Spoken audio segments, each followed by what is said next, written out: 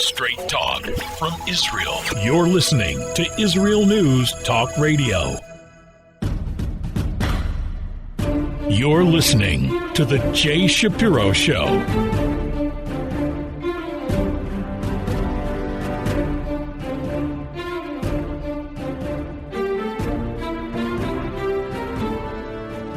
Hello again, everybody. This is Jay Shapiro. Thanks for listening. This week, an election was held in Israel to choose the members of the Knesset, Israel's Congress. This was the fourth election within a period of 2 years. The reason for these recurring elections is not to prove that Israel is a very democratic nation, but rather to show the flaws in democracy. And as Winston Churchill famously said, democracy is the worst form of government, except for all the others that have been tried. The problem is that there are 120 seats in the Knesset, so for a government to govern and be stable, it must include the 61 members and preferably more to be more stable. The more seats in the government, the more stable it is. One of the problems is that the party that gets the most seats in the election generally doesn't get more than 35 or 40 seats. So it has to bring other parties into a coalition if it is to be able to govern. So the smaller parties make all kinds of demands in order to join the coalition. And after 3 elections, a stable coalition could not be formed. So we had another election this week. And the Likud party may be able to form a right-wing coalition majority. Only time will tell. So I don't want to talk about that. I chose to speak about other issues this week, such as the issue of religion and state, which is unique to Israel, which is a state that came into existence after a period of close to 2,000 years, during which the Jews were held together by their religion without a state. And now we have a state, and so there are big issues involved. And there's also a related issue of political power and sovereignty. So these are the things I want to touch on this week. And also, next week is Pesach, which is Passover, our holiday of liberation that's more than 3,000 years old.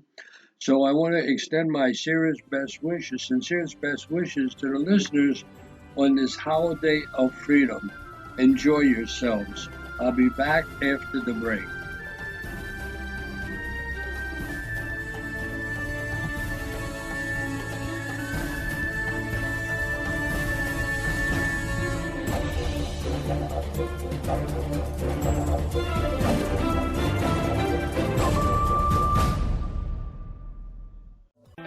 The return of the Jewish people to the land of Israel was prophesied in the Bible thousands of years ago and is coming true today. Shalom. Join me, Josh Wander, on Israel Unplugged. Listen in as we delve into the spiritual and physical aspects of the Jewish return to Zion.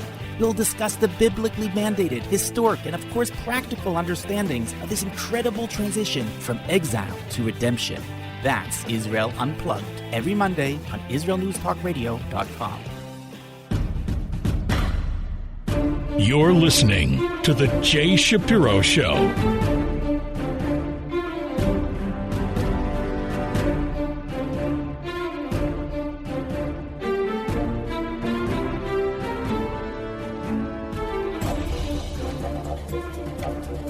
You're back with Jay Shapiro. I want to say a few words about sovereignty and the fact that we are just a few days before Passover, the Jewish holiday of freedom. Sovereignty is defined as political power, and a sovereign state is one that has political power over a certain geographical area. That's what sovereignty is. Sovereignty is the ability of a government to act in its own interests within an area and to protect that area, and that is the essence of statehood. Extensions of jurisdiction, the application of authority, and institutions to assure the protection of its citizens, these are what defines sovereignty. You have an area in which you essentially control and you protect. And since Passover is the holiday of freedom and essentially the birth of Israeli sovereignty or Jewish sovereignty in the land of Eretz Israel of Palestine. So I want to say a few words about the modern version of this sovereignty.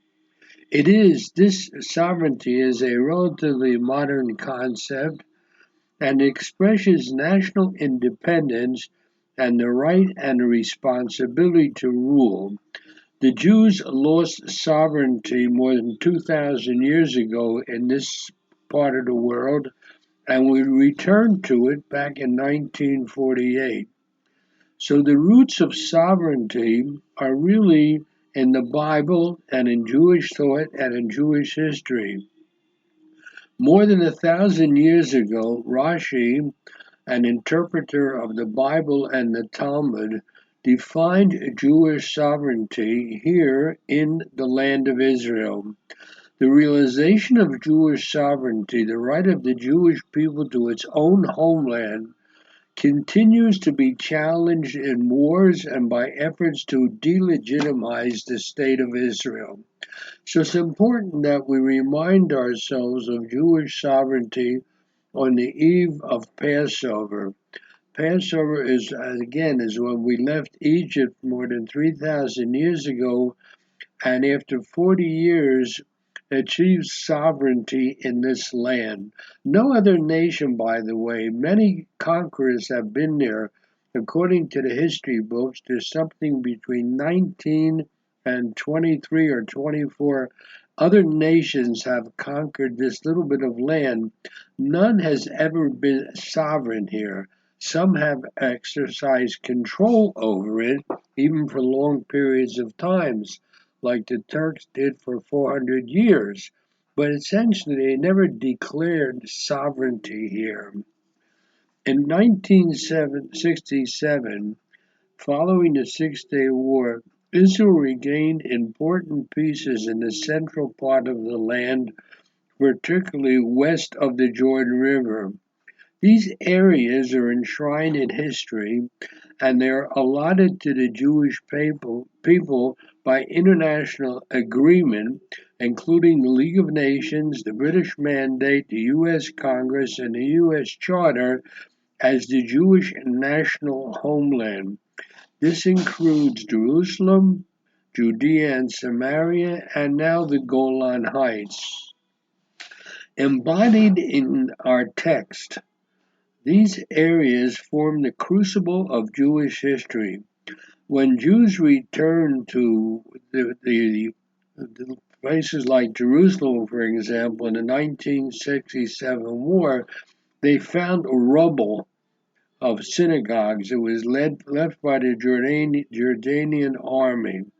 And there are other areas that the Jews didn't control for 19 years, like the tombs of Rachel in Bethlehem, and the tomb of Joseph near Nablus, and Gush Etzron, and Hebron, where Abraham the patriarch lived, and the area around beneath Mount Hermon and the Golan Heights.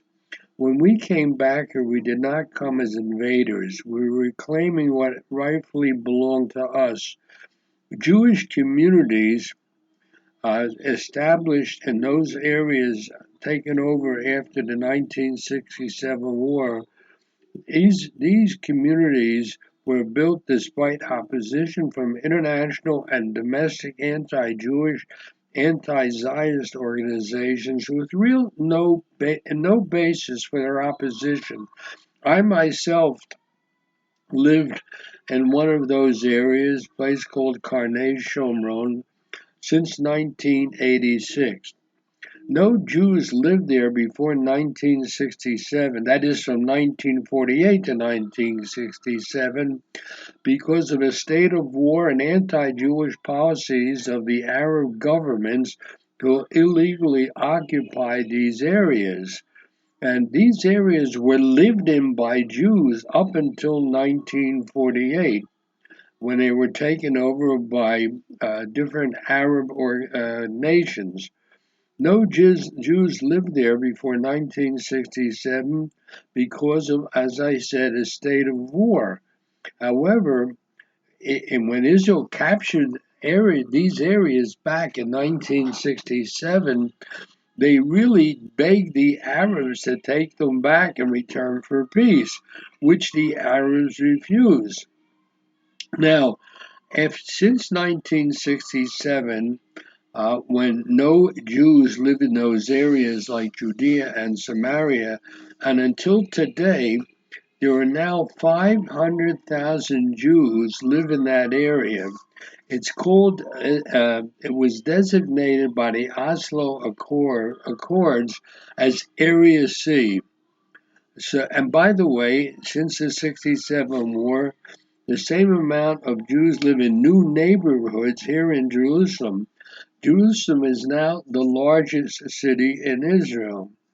There are no official statistics for the Arab populations of the Area C.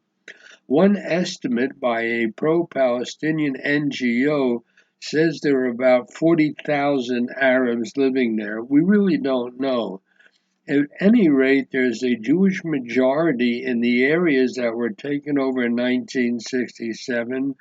So the time has come, therefore, to assert Israel's sovereignty over vital historic areas of the Jewish national homeland. Not only are they historic, but essentially they are required for the defense of the other parts of the state of Israel. On behalf of the Jewish people, past and future, and by virtue of historical claims in international law and civil and humanitarian rights, Israel is entitled to extend sovereignty over what's called Area C, and those areas of Jerusalem which have been settled since 1967. Settling in one's homeland is not considered occupation, it is a natural right. This land, as I said before, was conquered by many civilizations and empires, but its claim authentically is historic homeland only by the Jewish people. And in recognition of that uniqueness, lacking any authentic competing claims of sovereignty, then it would seem logical that Israeli law should be extended and sovereignty to those areas. This serves Israel's legitimate and strategic interests. So far, the areas taken in 1967 are not considered part of Israel, and essentially the rules there are a little bit different. It's controlled pretty much by the Israeli military. So claims of anybody other than the Jews that this is their homeland are motivated not by history but simply by politics, not by history, not by archaeology, or by nationality.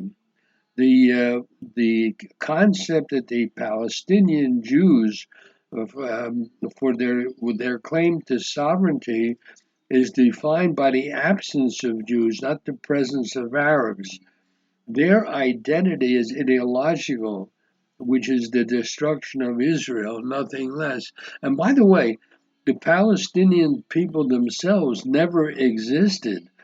The Arabs living in the land of Israel for many years were either under foreign conquerors or under the Syrians or under the Jordanians. They never claimed a national identity.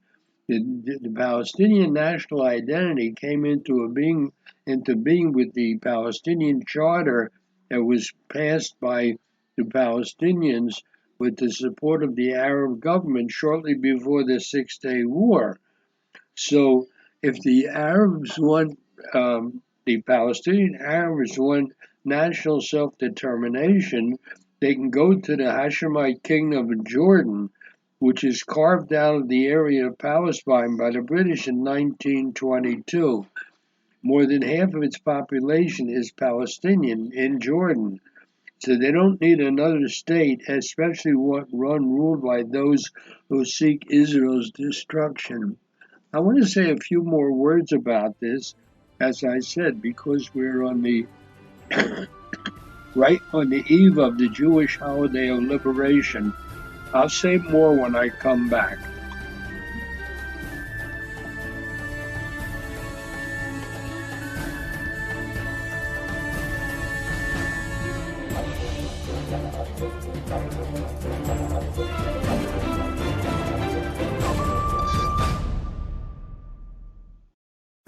Hi everyone, this is Andrea Simento from Jerusalem, inviting you to drop everything and join me on my show, Pull Up a Chair. We'll visit this week's quirky stories, meet fabulous guests, and discover my Israel. Together we'll laugh, shout, and explain the topics that make us say, hey, we've got to talk about that. So get comfortable and pull up a chair with me, Andrea Simento, every Thursday on Israel News Talk Radio. You're listening to The Jay Shapiro Show.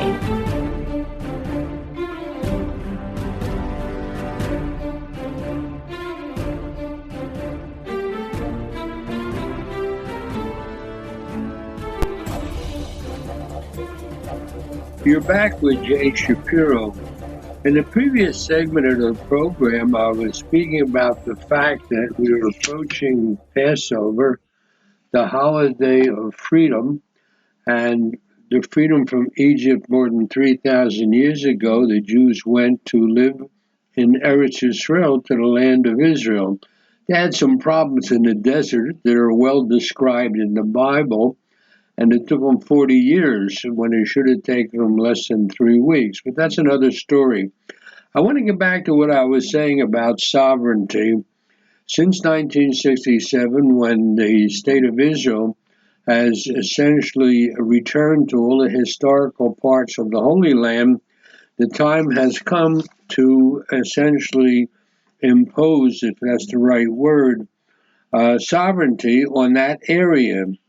Extending Israeli law and sovereignty to the area of Judea and Samaria essentially recognizes Jewish claims to the land, not as an occupier, but as a rightful inheritor, not as an oppressor, but to establish justice and the rule of law, not to deprive Arabs of their right to normalcy, but to ensure civil rights and humanitarian law to all the residents. Right now, by the way, if you go into some of the major communities in Judea and Samaria that have plants and producing things of various kinds of factories of all types, the overwhelming number of workers in these places are Arabs, local Arabs, who are earning a salary much higher than they could earn anywhere in the Arab areas.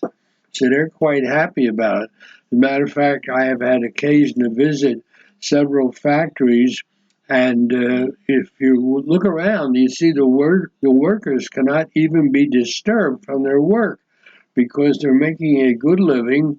Many of them are getting paid, I assume, piecework, and therefore they won't even stop to talk to you. So that's a good thing.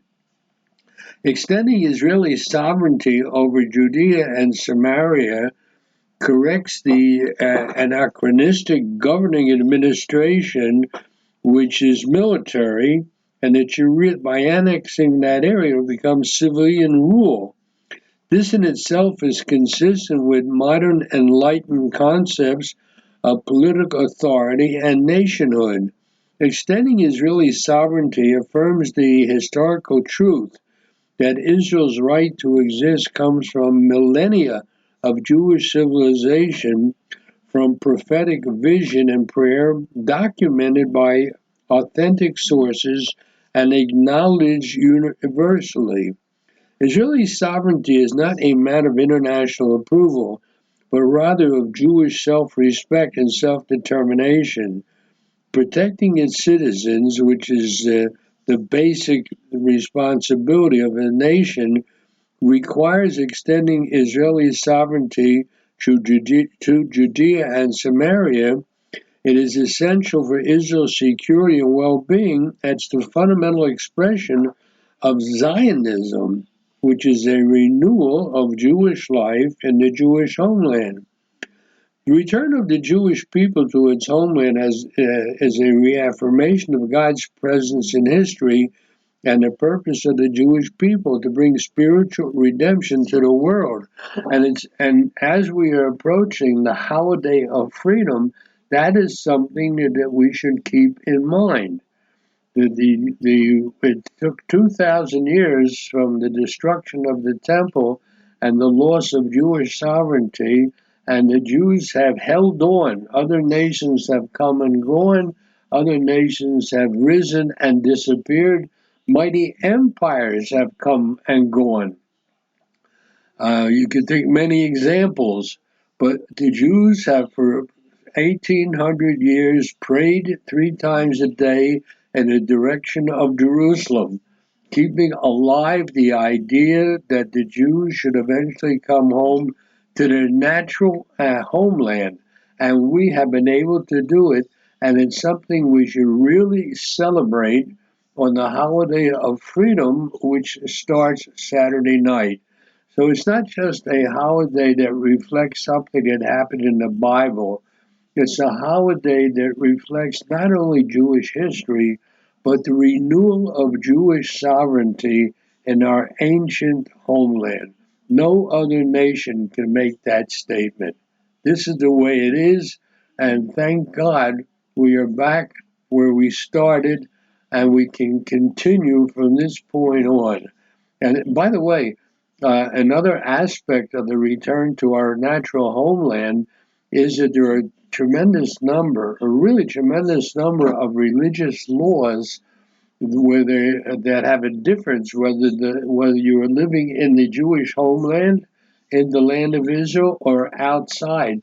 And the most prominent one that's going to hit everyone in the eye this coming week is the fact that the Passover holiday, which is 7 days long here in Israel, is 8 days long outside of Israel because of calendar restrictions and the fact that it took time for the people living outside of the land of Israel to get the word that the holiday was coming. So the rabbis instituted an extra day. So there's a tremendous number of differences between living in the land of Israel and living outside the land of Israel, as according to the Jewish law.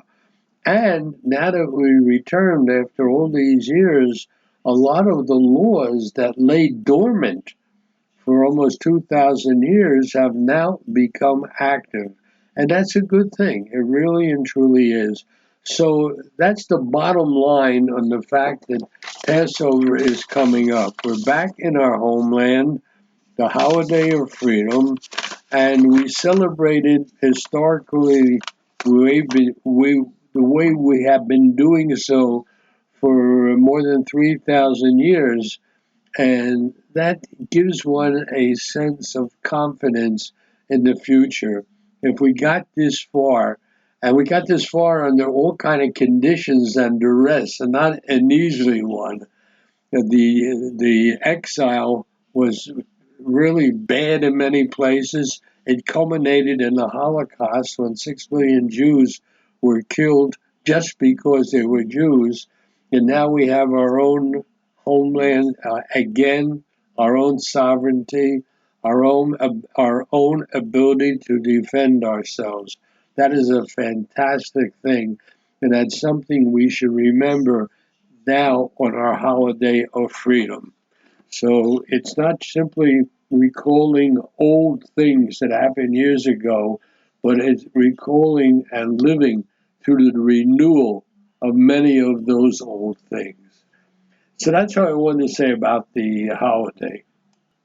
Now, having said that, and mentioned that we celebrate the renewal of Jewish sovereignty, I'd like to discuss a question a problem, an issue that has come about and reached the headlines because of the renewal of Jewish sovereignty.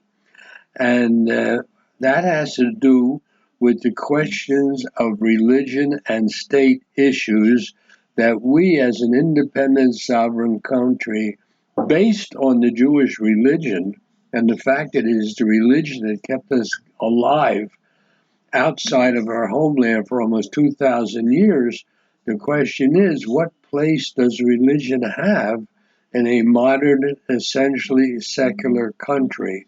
So returning to our homeland has eliminated a lot of problems, but it's also created or renewed a lot of problems.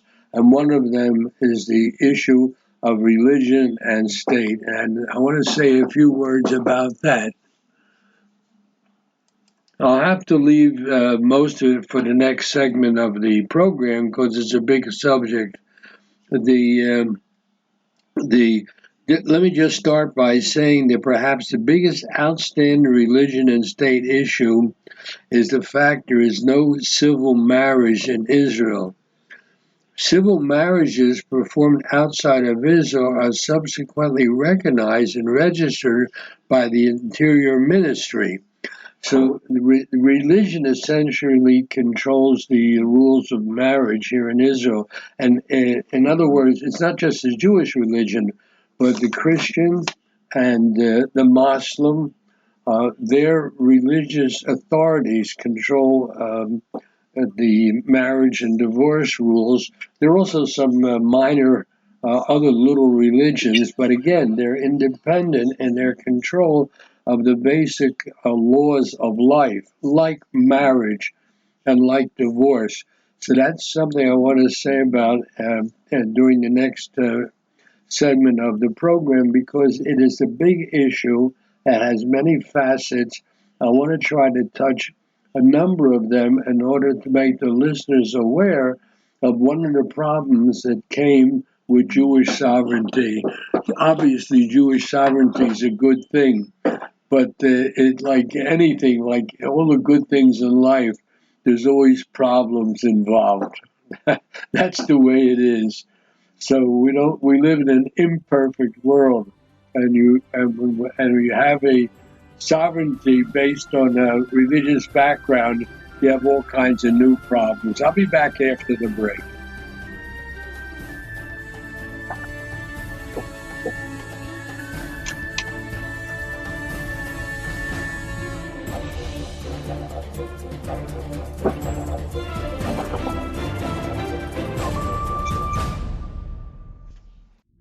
Are you interested in transforming your life, drawing closer to the Creator, and uncovering the deeper meanings and hidden treasures in the Hebrew Bible? Then join me, Rav Yitzhak Michelson, And me, William Hall, on the Science of Kabbalah, where we are seeking to narrow the gap between what we understand of our physical and spiritual worlds. So make sure to tune in every Tuesday at 5 p.m. Israel time, 10 a.m. Eastern Standard Time, here on Israel News Talk Radio. Hello, I am Walter Bingham. If you want to hear the news behind the news and the true perspective on world affairs, then the Walter Bingham File is the program for you. We bring you interviews with the movers and shakers, political commentaries, and on-the-spot reports of events as they happen. All here every Tuesday, 4 p.m. Israel time, 9 a.m. Eastern time. And it's all archived on our website. Make it a date. You're listening to The Jay Shapiro Show.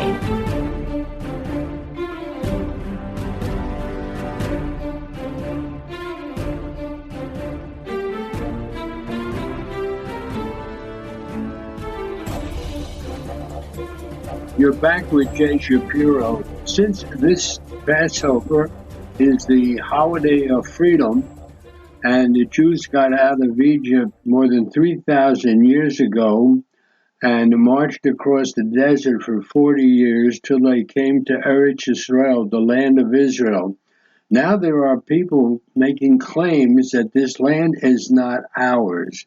So I want to say something about an archaeological finding that took place several weeks ago. Archaeology in Israel is a popular movement. It's almost a national sport. It's not a passive spectator sport, but the thrilling active pastime of many thousands of people, like fishing is in the Canadian Lake Country or hunting is in the French Central Massif. A dramatic archaeological find hit the front page of the newspaper several weeks ago and squeezed into primetime television and radio news shows. While it has been a long time since one could honestly say they felt the same fervor for archaeology among the masses, the fact that the media did devote so much attention to these findings in a week dominated by political news indicates that the ember still burns the country's one great passion for excavations. 2 weeks ago, the Antiquities Authority announced a trove of finds from a wide-scale archaeological operation going on since 2017 in hidden caves in the Judean desert in cooperation with the Civil Administration's Archaeological Department. Among the finds were an ancient woven basket believed to be more than 10,000 years old and a 6,000-year-old skeleton of a child. These were not particularly Jewish finds, they were universal finds. Of more particular Jewish interest were the discovery of fragments of ancient scrolls of the biblical books of Zechariah and Nahum, as well as coins dating to the Bar Kokhba revolt in the year 132 of the Common Era. And these findings come just a week after another archaeological story was highlighted in the media. An 11-year-old boy hiking with his family in the Negev desert discovered a figurine believed to be a fertility amulet dating to the First Temple period. The findings were announced from the Judean desert. They were not just stumbled upon then, the findings were announced just recently, but the artifacts were discovered actually over a year ago. Now, why is this important? Because they have apparently made a decision to announce these findings together, both those of a universal character and those particularly Jewish. So why is this significant? Because Israeli archaeologists have often been accused of focusing on finds that would validate Jewish claims to the land of Israel, at the expense of highlighting discoveries such as a 10,000-year-old basket and a 6,000-year-old skeleton do not have an Israeli angle. For the disquieted Israeli, the moral comforts of archaeology are considerable. In the political culture of Israel, the symbolic role of archaeology is immediately evident. Israeli archaeologists, professionals and amateurs, are not merely digging for knowledge and objects, but for the reassurance of our roots, which they find in the ancient Israelite remains scattered throughout the country. It is only natural that a people accused far and wide of being interlopers in a land not its own would find comfort in artifacts testifying to its presence in that same land going back more than 3,000 years. From Masada to the city of David to Tel Shiloh, whenever Israeli archaeologists make a startling discovery shedding light on biblical or Jewish history, they are accused of searching for and finding only Jewish artifacts in an attempt to whitewash the history of other peoples that historically roamed and resided in this land. But finding Jewish artifacts or even focusing on the discovery of Jewish archaeological sites does not deny the presence of other civilizations here. What those finds are able to do, however, is to refute the arguments of those who deny that Jews are among all the people who did roam and reside here, including in Jerusalem. For instance, it was Yasser Arafat who told U.S. President Bill Clinton at Camp David in 2000 that there was no temple on the Temple Mount, that it was rather in Nablus. And 2016, the United Nations Educational, Scientific, and Cultural Organization, called UNESCO, passed a resolution that referred to the Temple Mount exclusively by its Arabic name, Haram al-Sharif, thereby erasing any Jewish link to the site of Jerusalem. By unveiling both Jewish and general archaeological discoveries on the same day, Israel made a statement: "We are interested and focused on both Jewish and general discoveries." But as significant as the discovery of the woven basket and the mummified skeleton were, for most Israeli Jews, and particularly Jewish findings, likely resonated more loudly.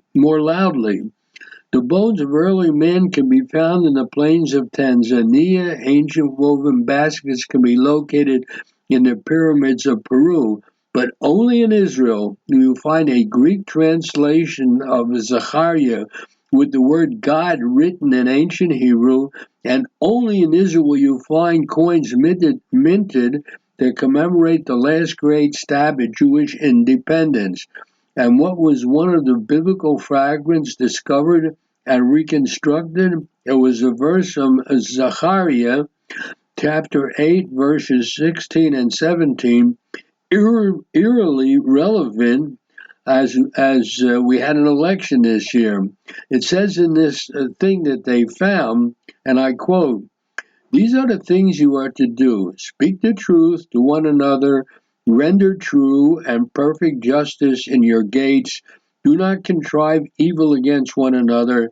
Do not love perjury, because all those things that are things that I hate, declares the Lord." That is from the book of Zechariah, or Zechariah in English. So giving voice to the feelings of many who are excited and even moved by the findings, the head of the Antiquities Surveys Department said in an interview on Israeli television that within hand's reach is a fragment that a Jew, one of your forefathers, read from. Calling this the apex, the interviewer said that after 1,900 years of horrible exile, artifacts such as those found in the Judean desert are the closest we can come to our forefathers. So here we are celebrating Passover when our forefathers left Egypt. It took them 40 years to get to the Holy Land, but once they were there, they made it their home. And it was their home during the first temple period, the home during the second temple period, and then unfortunately we were kicked out roughly in the year 70. And therefore the holiday of Passover, in a sense, is really supported and supplemented by the archaeological finds. And it's interesting, by the way, that the people who did this, the archaeological people of the Civil Administration's Archaeological Department, were very open about what they found. They found things, as I said, an ancient skeleton, a 6,000-year-old skeleton, and a basket more than 10,000 years old that were not particularly related to Jewish history. So our archaeological people are honest. You find something, you report it. But they also found a lot of things that are linked to Jewish life here. And this is tremendously important particularly there are those who argue against the legitimacy of our being here. So here we are on the eve of the holiday of freedom when we left Egypt, and we have a Seder, a ritual on the first night of Passover, in which we say the Lord was good to us then, and the Lord is good to us now. He promised things to us then, and he kept his promise. And here we are, after 2,000 years of exile, back into the land that we can prove that is really ours, simply by digging below the surface and finding articles. Nobody can argue with these things. These things are real. And they are a testimony that this indeed is our land. And it was our ancient land. It is our modern land. And this is what we celebrate on Passover, on Pesach. Not just the exile from and being in Egypt, but the fact that we came home to our land, which was ours then, and it is ours now. And we have proof of this. So having said all that, I wish the listeners the best for the holiday of Passover, good health to everybody, and may we all live to be well and get it out of what we're suffering now with the coronavirus, and then have some real freedom again. So that is my wishes to all the listeners. Take care of yourselves until next time. It's really a pleasure to be with you. Jay Shapiro signing off.